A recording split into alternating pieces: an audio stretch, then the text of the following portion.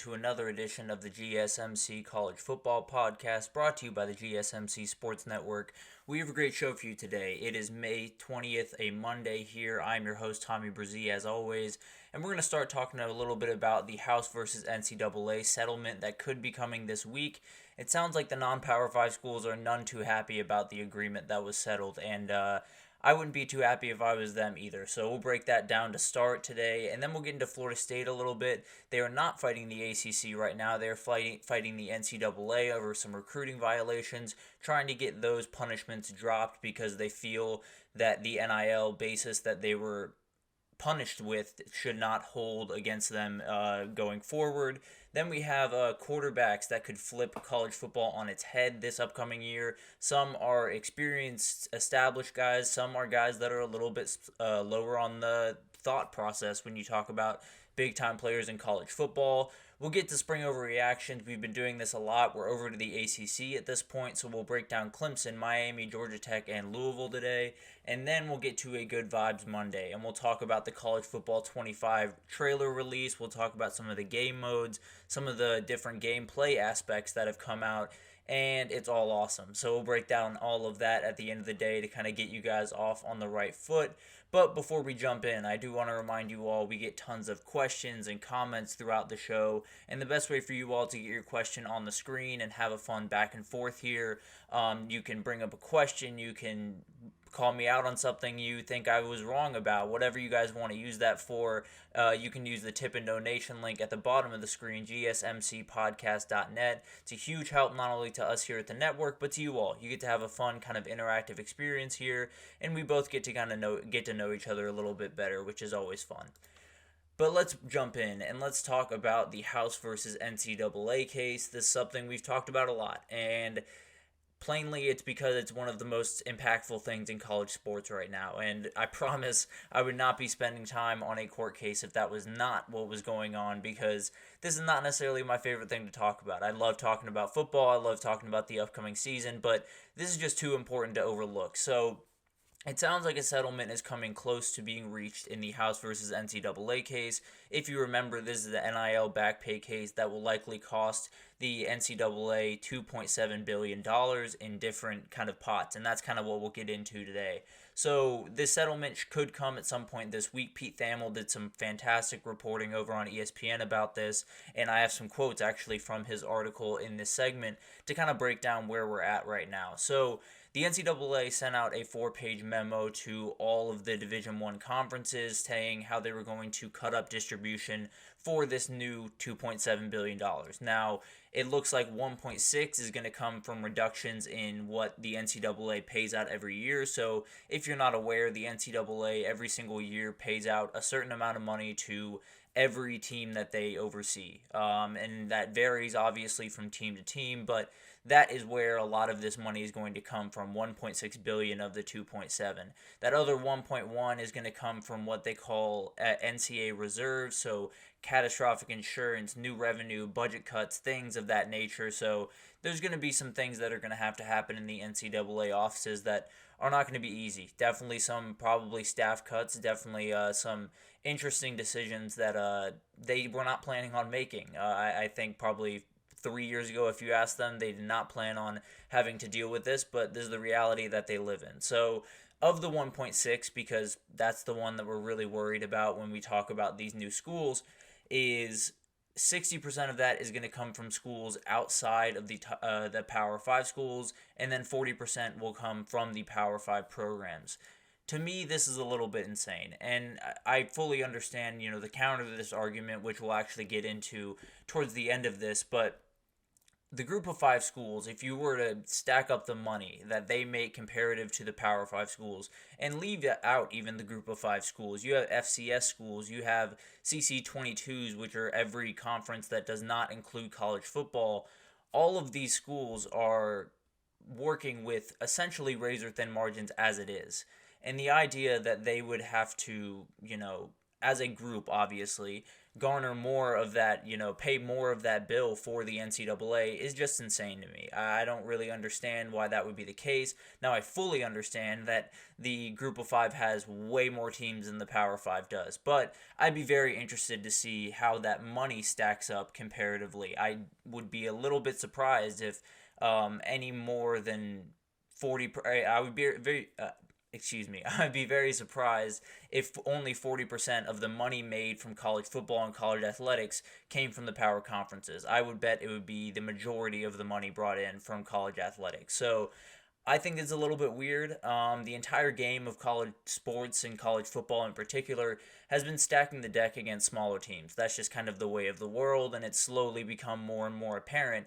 This is just kind of as apparent as it possibly gets. It's instead of the NCAA trying to throw these smaller schools a little bit of a life raft, they're pushing them further under the water by doing this, and it's a very interesting thing. To me, it should be a rolling scale. I don't know what that looks like. Obviously, this is well above my pay grade, but at the end of the day, there should be some type of percentage that goes top to bottom from Power 5 to the very small schools that make it all fit, and not only make it all fit for, the big guys, but make it all fit for the very small schools. And we'll get into the ones that are going to be the biggest affected, which is the CC22s, which are all of the schools that don't have FBS football, which is obviously a huge revenue builder, which means their margins are much, much thinner. And another group to kind of keep in mind here is it sounds like none of the money is going to be taken away from Division II or Division III schools, which is more than fantastic. But it was said in ESPN, a source and cautioned ESPN, as they put it, that those numbers are fluid and could change. And to me, what that means is if the FCS and the CCA 22s push back on this as aggressively as they probably should, that's where that money's going. That's where they'll make up that bill, is the D2 and D3 schools. I think the NCAA has very little interest in going back up to the Power 5 and asking for more money at this point, especially with the settlement vote coming up this week. So it's going to be fascinating to watch this unfold. I mean, we've talked about a couple of different, impacts of this, but the CCA 22 leagues are something that we haven't touched on, obviously, because they don't have FBS college football. They don't have, quite as much power in, obviously, the discussions that we have, but also just college football in general. And it gives you an idea of just kind of where we're at here. And I want to kind of pull two quotes in particular out here because I thought they were really fascinating in giving you an idea of not only, the power struggle that exists in college football and college sports overall, but just the idea that, an entire group of people can be totally left out of a conversation. So let's start with a source from one of these CCA 22 leagues, and he said, "We're not even named in the lawsuit. We don't have a voice in any of this. We were just told what our taxation is." That's insane. It's not to say that, you should absolutely cater everything you do to the very small schools, to the ones without FBS football programs. I understand that football is where the money comes from. I totally get that that's the game that you're playing right now. But to not even think about them, to not even mention them in the case, to not even bring them up is insane. And it's not, you have to totally cater to what they want and totally bend a knee and, and help them out to the nth degree. But you got to give them a fair shot. And if you're not even talking about them in that room, there's no chance that they get a fair shot. So that's a remarkable thing that I am insanely flabbergasted by, to be totally honest with you.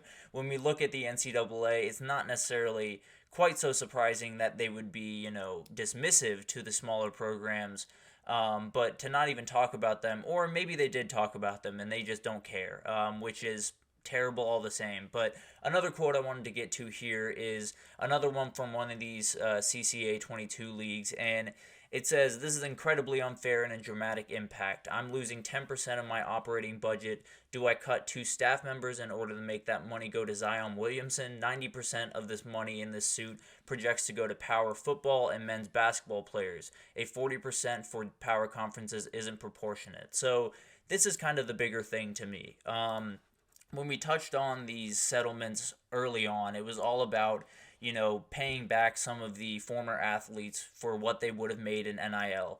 as we all understand, the majority of those athletes that would have made big time money are the Zion Williamsons of the world, are the guys that came into this world without NIL, were incredibly popular, incredibly marketable people, but just didn't quite get the chance to capitalize off that. And Zion Williamson might be the best example, at least in the last couple of years of this. And it makes sense, right? If all of this money is going to the big guys, if all of this money is going to the guys that played at Duke and played Duke basketball and played Clemson football and played Ohio State football and Vanderbilt baseball, whatever it is, if all of that money is going to those big time programs and going to those big time players, why aren't those programs, footing a little bit more of this bill? Now, I fully understand the counter to that, obviously, is there's 300 non-Power 5 schools.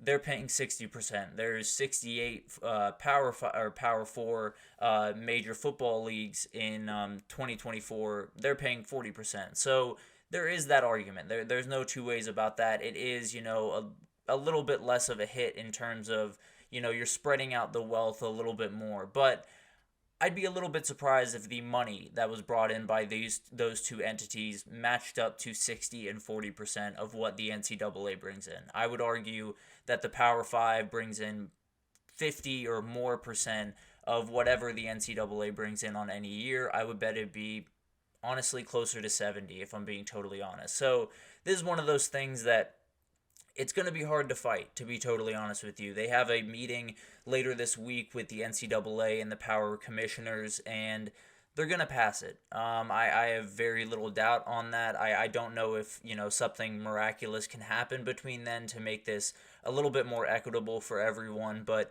I think they're going to pass it, and I think it's going to make the revenue sharing that is coming down the road really, really hard to deal with for some of these small teams.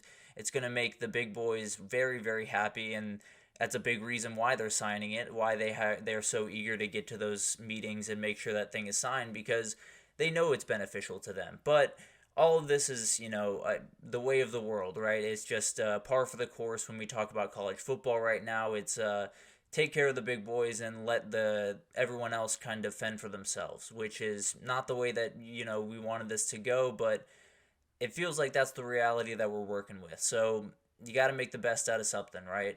So it's going to be really weird to kind of see this unfold. Hopefully the Group of 5 and CC22 conferences can hear their voice, get their voice heard, and kind of at least get somewhat of a fair deal. But I'd be a little bit surprised if that were to happen. But we'll keep you updated. Hopefully we get some news that I'm sure neither of us are expecting. But at the end of the day, it's college sports right now, that's for sure. But we'll take our first break here, and when we come back, we're going to talk about Florida State, but we're not going to talk about them battling with the ACC. We're going to talk about them battling with the NCAA. They have a couple of recruiting violations that they're trying to get out of because the NCAA exposed a big old hole earlier this year. So we'll break that down right after this, so stick with us.